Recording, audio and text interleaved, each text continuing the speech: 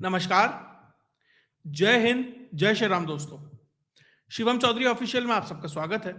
आगे बढ़ने से पहले आप सबसे रिक्वेस्ट है, वीडियो को लाइक कीजिए, चैनल को सब्सक्राइब कीजिए और शेयर करना मत भूलिएगा। जब मैंने पश्चिम बंगाल पे पिछली वीडियो की थी, तभी बता दिया था कि आने वाले समय में यहां से जो पश्चिम बंगाल का चुनाव है और उससे पहले जो सर्कस होना है, उन दोनों के दरवाजे खुल गए हैं। चुनाव से पहले जिस तरह की अराजकता पश्चिम बंगाल में होने वाली है, जिस तरीके से ममता बनर्जी पेश आने वाली हैं, वो अब यहां से और चुनाव तक फुल एंटरटेनमेंट देगा। ममता बनर्जी जिस तरीके से ईडी की कार्रवाई को बीच में दखल देती हैं, बीच में आके इंटरवीन करती हैं और वहां जो कार्यक्रम करती हैं, उसके बाद ईडी की यह मजबूरी हो गई कि उसे सुप्रीम कोर्ट जाना पड़ा। उससे पहले वो हाई कोर्ट जाती है, लेकिन हाई कोर्ट में जिस तरीके से टीएमसी के कार्यकर्ता कोर्ट के अंदर अराजकता फैलाते हैं, यह हालत हो जाती है कि जो जस्टिस सुब्रा घोष हैं, उन्हें यह कहना पड़ता है कि भैया मैं इस माहौल में कार्यक्रम, इस माहौल में सुनवाई नहीं कर सकती और उन्हें छोड़ के जाना पड़ता है। एक दौर था जब अतीक अहमद की सुनवाई में 11-11 जज पीछे हट जाते थे और 12वां सुनवाई करके जमानत दे देता था। क्या वैसी ही स्थिति नहीं है पश्चिम बंगाल में? ये एक जज साहिबा को यह कहना पड़ता है कि मैं नहीं सुन पाऊंगी। यह हालत है, यह दबाव टीएमसी बना रही है। ममता बनर्जी ने वहां 3 अधिकारियों पे बनाया और उन्हीं के कार्यकर्ताओं ने जज साहिबा पे बनाया। उसके बाद मजबूरी हो जाती है ईडी की सुप्रीम कोर्ट में जाना, और वहां पर ऐसा नहीं कि सीधा जाती है पिटीशन लगा दी, नहीं, आर्टिकल 32 का सहारा लेना पड़ता है ईडी को। क्या है आर्टिकल 32? आर्टिकल 32 यह कहता है कि अब यहां से सुप्रीम कोर्ट यह नहीं कह सकती कि वापस जाओ हाई कोर्ट में। जैसे कह देते ना बहुत सारे मुद्दों को, अरे आप डायरेक्ट ऊपर क्यों आ गए, सेशंस कोर्ट में लगाओ, हाई कोर्ट में लगाओ। तो आर्टिकल 32 के तहत गई है अब ईडी, और इससे ही साफ है कि अब सुप्रीम कोर्ट यह नहीं कह सकती कि आप हाई कोर्ट में जाइए, क्योंकि इसका मतलब यह है कि ईडी ये कह रही है कि वो कोर्ट हमारी जो पिटीशन है, जो हमारे ग्रीवेंसेस हैं, उनको सुनने में अक्षम है। कोई भी कारण हो सकता है, लेकिन वहां पर अब इसकी बात नहीं हो सकती, और इसीलिए अब सुप्रीम कोर्ट में इसकी सुनवाई होनी है। और क्या कहा ईडी ने सुप्रीम कोर्ट में? ईडी ने साफ साफ कहा कि हम एक रेड ऑर्गेनाइज कर रहे थे आईपैक के दफ्तर पर, प्रतीक जैन के घर पर। 3 अधिकारी थे, एक सुरक्षा मौजूद थी, होती है जनरली जैसे, और वहां अचानक से ममता बनर्जी आ जाती हैं और जिस तरीके से व्यवहार करती हैं, दबाव बनाया जाता है अधिकारियों पे गिरफ्तारी का। इतनी भीड़ है, मुख्यमंत्री आसपास है, क्या आपको लगता है कि कितने भी जीवट वाला अधिकारी हो, दबाव निश्चित तौर पर मानेगा? और उसके बाद उनके हाथ से फाइलें छीनी जाती हैं, लैपटॉप छीना जाता है, और यहां तक कि जो प्रतीक जैन का फोन ईडी ने कॉन्फिस्केट कर लिया था, जो अपनी जुरिस्डिक्शन में ले लिया था, उसको अधिकारियों से ममता बनर्जी छीन के ले जाती हैं। यानी कि निश्चित तौर पर यह थेफ्ट है, एक चोरी की है एक तरीके से ममता बनर्जी ने। जो रेड चल रही है उसके अंदर घुस के आप छीन के ले जाती हैं। यह तो कभी अरविंद केजरीवाल ने भी नहीं किया, जयललिता ने नहीं किया, हेमंत सोरेन ने नहीं किया, लालू प्रसाद यादव ने नहीं किया। ईडी ने तो अपने दफ्तर में सोनिया गांधी, राहुल गांधी को भी बुलाया, वहां पर नहीं हुआ। नेशनल हेराल्ड के केस में नहीं हुआ, लेकिन ममता बनर्जी ने वो किया। और अब हालत यह हो गई है कि ईडी ने हाईकोर्ट में भी पिटीशन लगाई है कि अब हमें इसमें सीबीआई की एंट्री चाहिए। क्योंकि देखिए, सबसे पहले जो कोयला घोटाला था उसमें सीबीआई की एंट्री होती है, क्योंकि इसमें क्राइम हुआ, सीबीआई इन्वेस्टिगेशन करती है, और जब जिस भी क्राइम में मनी इन्वॉल्व हो जाता है, यानी फाइनेंशियल क्राइम भी होता है, उसमें ईडी आती है। और उसके बाद इस कोयले घोटाले में जिसके तार अभिषेक बनर्जी से भी जुड़े बताए जा रहे हैं, जिसके तार आईपैक से भी जुड़े बताए जा रहे हैं, जिसके तार और बहुत सारे लोग जो ममता बनर्जी का साथ छोड़ के चले गए हैं, मैं नाम नहीं ले रहा हूं, उन तक भी जुड़े बताए जा रहे हैं। तो उसकी वजह से ईडी इसमें इन्वॉल्व हुई। अब ईडी वहां जांच कर रही थी और ममता बनर्जी वहां आकर ईडी की जांच को प्रभावित करती है, यानी अब इसमें क्राइम इन्वॉल्व हो गया है। अब क्राइम से फाइनेंशियल फ्रॉड पर गए, अब फाइनेंशियल फ्रॉड से क्राइम पे चले गए। अब उन्होंने कहा ईडी ने कि अब इसमें सीबीआई को बुलाओ, यानी कि ममता बनर्जी अब इसमें अभियुक्त बनेंगी, और बीएनएस की धारा 238 और 241 इस पूरे केस में लगती है। यानी गई तो थी वहां चौबे जी बनने, छब्बे जी बनने और दुबे जी बन के आ गई। है ना, चौबे जी गए छब्बे जी बनने, आ गए दुबे जी बनकर, वो स्थिति यहां पर हो गई है ममता बनर्जी की। और उसके बाद अब सवाल ये उठता है कि इस केस में जो कोयला घोटाला वाला केस है, उसमें अभिषेक बनर्जी पहले जेल जाएगा कि ममता बनर्जी पहले जेल जाएगी? क्योंकि अभिषेक बनर्जी तो कोल स्कैम में फंसा है, ममता बनर्जी एक तरीके से क्रिमिनल इंटिमिडेशन है, किस तरीके से आप एक ऑनगोइंग इन्वेस्टिगेशन को प्रभावित करती हैं, वो वाला केस बनता है। तो अब सवाल यह है कि जो मूल केस है, उसकी जो अभियुक्त है वो केस जाएगा या ये जाएंगी? जो कोयला घोटाला चल रहा है ना, उसमें इसी अभिषेक बनर्जी ने पिटीशन लगाई थी सुप्रीम कोर्ट में सितंबर के अंदर कि ऐसा है, ईडी सुनवाई करे, हमें दिल्ली ऑफिस ना बुलाए, वहां पूछताछ ना करे, हमसे पश्चिम बंगाल के कलकत्ता में या कहीं पश्चिम बंगाल के अंदर पूछताछ कर ले। क्या आपको लगता है कि इस माहौल में ईडी पूछताछ कर सकती थी वहां पर? क्या ईडी के अधिकारियों पर वहां हमला नहीं होगा, यह सुनिश्चित कर सकती थी वहां की सरकार? निश्चित तौर पर नहीं कर सकती थी। सुप्रीम कोर्ट ने कहा ऐसा कुछ नहीं है, दिल्ली आओ, वहां पूछताछ होगी, जहां पे दफ्तर है ईडी का, और ईडी जहां चाहेगी जब चाहेगी बुलाएगी और आपको आना पड़ेगा। तो ममता बनर्जी भी फंस गई और भतीजा भी फंस गया। एक तो फंसा था, उसे बचाने के लिए दूसरी आई, वो भी फंस गई। और बहुत लोग कहेंगे अरे ममता का कुछ नहीं हो सकता, ये सरकार कुछ नहीं करेगी। अरविंद केजरीवाल के लिए भी कहते थे। मैं कह रहा हूं कुछ महीने के लिए सही, बड़े घर का दर्शन तो करके आया ना। हेमंत सोरेन गया था, लालू गया था, जयललिता गई थी। तो ये असंभव नहीं है कि ममता बनर्जी भी जा सकती है। नहीं, चुनाव से पहले चुनाव के बाद ये दो अलग चीजें हैं। लेकिन अगर इसमें जांच बढ़ती है, स्थितियां विकट होती हैं, तो ममता बनर्जी को भी दर्शन करने पड़ सकते हैं।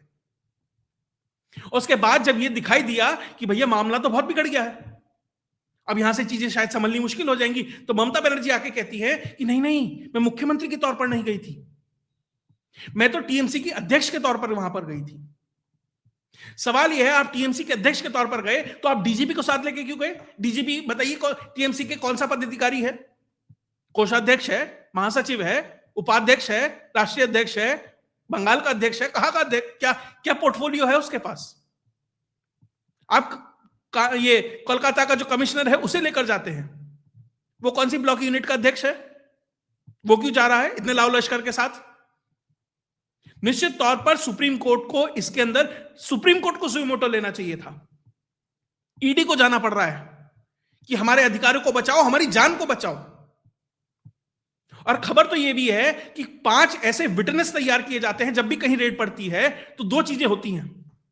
पहले तो पुलिस को बताया जाता है, जो लोकल एडमिनिस्ट्रेशन होता है उसको बताया जाता है कि हम एक रेड कंडक्ट करने वाले हैं। एग्जैक्ट लोकेशन नहीं बताते कि हाँ लगभग इस रीजन में है और हमें इतने सिक्योरिटी फोर्स चाहिए, 10 जवान चाहिए, 15 जवान चाहिए, बड़ी रेड है, 100 जवान चाहिए, जितनी भी उन्हें रिक्वायरमेंट होती है वो बताई जाती है कि आप हमें दे दीजिए, हमारे साथ वो गाड़ी चलेगी। और जहां रेड मारनी है वो अधिकारियों को पता होता है। तो क्या आपको लगता है कि आने वाले समय में क्या इस एडमिनिस्ट्रेशन पे भरोसा कर सकती है कि कोई भी जांच एजेंसी? और उसके अलावा कम से कम 5 ऐसे गवाह तैयार किए जाते हैं कि जो सरकारी विटनेस के तौर पर काम करते हैं कि हाँ भैया हमने रेड होती देखी, हमने देखा कि भैया इस जगह से ये सामान मिला, उस जगह से वो सामान मिला। कहीं ऐसा ना हो कि ईडी ही अपने आप कोई प्लांट कर दे कोई चीज।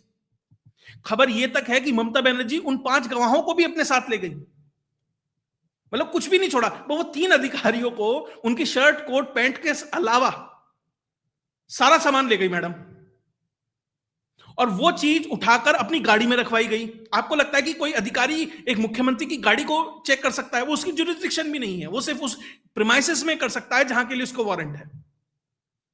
और ममता बनर्जी इतनी घबरा गई है, कह रही है कि नहीं नहीं, मैं तो टीएमसी के अध्यक्ष के तौर पर गई थी। अब ये नाटक करना शुरू कर दिया। उसके बाद क्या कह रही है ममता बनर्जी कि मेरे पास एक पेन ड्राइव है, पेन ड्राइव, और मेरे पास यह सबूत है कि शुभेंदु अधिकारी कोयला घोटाला का पैसा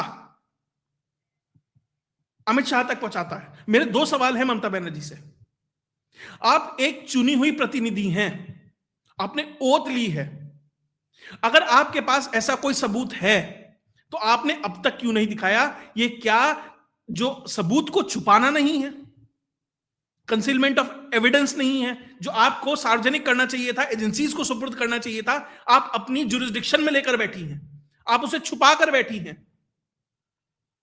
तो क्या सबूत छुपाने के आरोप में आप पर एक और काउंटर एफआईआर नहीं होनी चाहिए क्या? ये मैं नहीं कह रहा, ये सवाल पूछे जा रहे हैं कि भैया ममता बनर्जी इसका जवाब दें।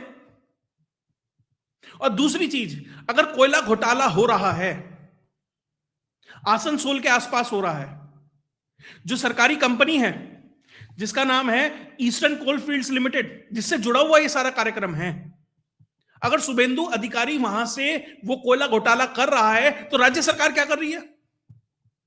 कौन सी पुलिस फोर्स ऐसी है, कौन सी ऐसी सरकारी एजेंसीज हैं जो राज्य सरकार के अधीन है, जिनको ये नहीं दिखाई दे रहा इतना बड़ा घोटाला हो रहा है? और अगर शुभेंदु अधिकारी कर रहा है तो आपने पकड़ा क्यों नहीं?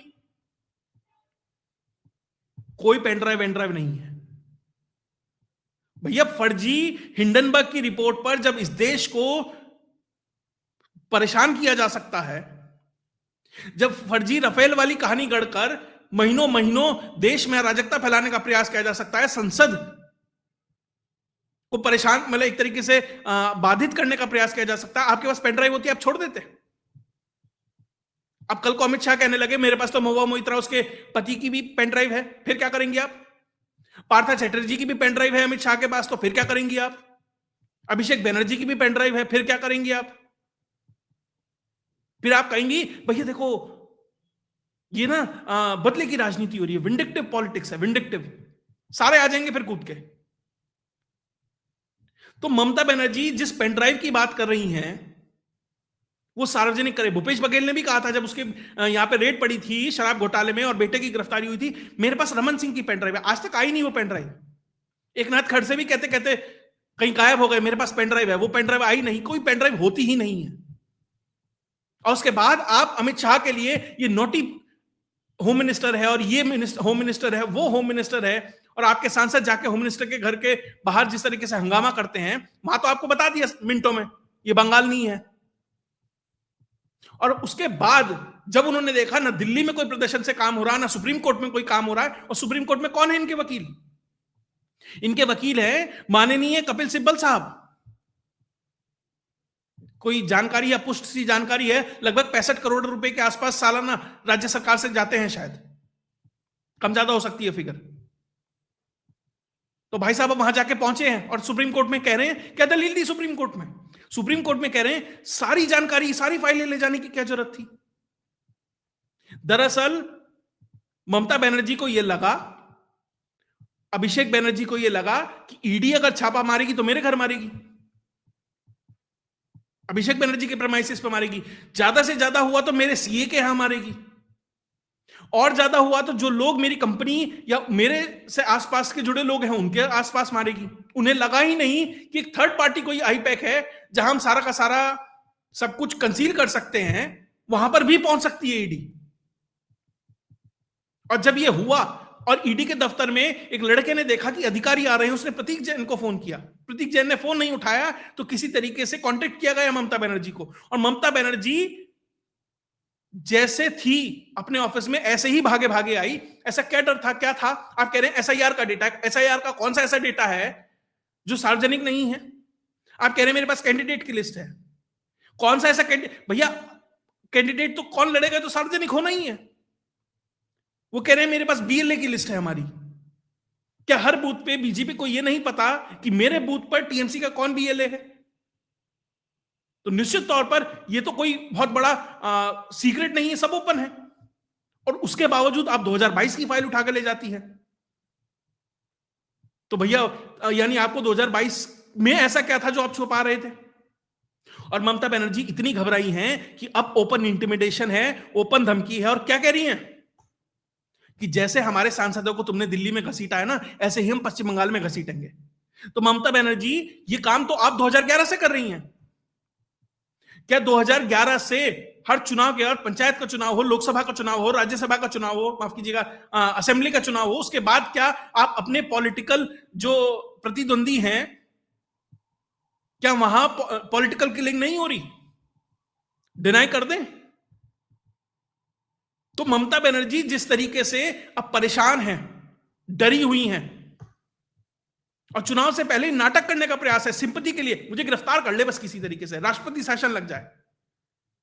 भैया अब चुनाव से 1-2 महीना पहले तो राष्ट्रपति शासन लगाना अब तो ठीक है, उसके बिना चुनाव नहीं हो सकता, लेकिन उससे पहले बीजेपी अब ये करेगी, अब ये तो असंभव सा लगता है। जो भी है, इन्हीं प्रेजेंट सिनेरियो में, इन्हीं प्रेजेंट सर्कमस्टेंसेस में अब चुनाव लड़ना पड़ेगा। लेकिन जो भी है, ममता बनर्जी बुरी तरह बौखलाई हैं। और जो आरोप लगाया ना शुभेंदु अधिकारी पे कि ये पैसा कमाता है, अमित शाह को भेजता है, शुभेंदु अधिकारी ने नोटिस भेज दिया, 72 घंटे में जवाब दो, सबूत दो, पेनड्राइव सार्वजनिक करो, ये क्या डिटेल है तुम्हारी पेनड्राइव में, हम भी देखें कौन सा पैसा मैं कहां से कहां पहुंचा रहा हूं। और है, अगर है तो ये नैतिक जिम्मेदारी बनती है ममता बनर्जी की, सार्वजनिक करें। कोई भी व्यक्ति है जो वो निर्वाचित है नहीं है, जो भी, अगर उसके पास किसी भी क्राइम से रिलेटेड एविडेंस है तो वो छुपाना भी एक अपराध है। तो ममता बनर्जी को निश्चित तौर पर इसमें सार्वजनिक करना चाहिए। अब सुप्रीम कोर्ट में कैविएट डाला है कि हमारी बात सुने बिना मत करिएगा कुछ। सुप्रीम कोर्ट ऐसा होता भी नहीं कि उनकी बात बिना सुने कुछ जजमेंट देता, लेकिन जो भी है, अब सुप्रीम कोर्ट में कपिल सिब्बल को गाली भी खानी पड़ेगी। भाई उसने तो पैसा ले लिया, उठा लिया ममता बनर्जी से, भाई इतने करोड़ दो, तुम्हारे नाम की गाली मैं खाऊंगा। आरजी कार वाले मुद्दे में भी यही हुआ था ना, कपिल सिब्बल कुछ बोल रहा था, जानकारी थी नहीं, पीछे से कुछ और फीड किया गया था, फिर वहां गड़बड़ झाला हुआ था, वो सब वहां पर भी हुआ था। तो अब यहां से अगर इनके लोगों की पेनड्राइव और फाइलें खुलने लगे ना, तो फिर ये मत कहिएगा पॉलिटिकल वेंडेटा है। और आपके पास है तो आप भी खोलो, क्या दिक्कत है। खैर, इस पे जो भी डेवलपमेंट आएगा वो आपके साथ लेके आता रहूंगा। अगर आपको वीडियो विश्लेषण अच्छा लगा तो वीडियो को लाइक कीजिए, चैनल को सब्सक्राइब कीजिए और शेयर करना मत भूलिएगा। जय हिंद, जय भारत।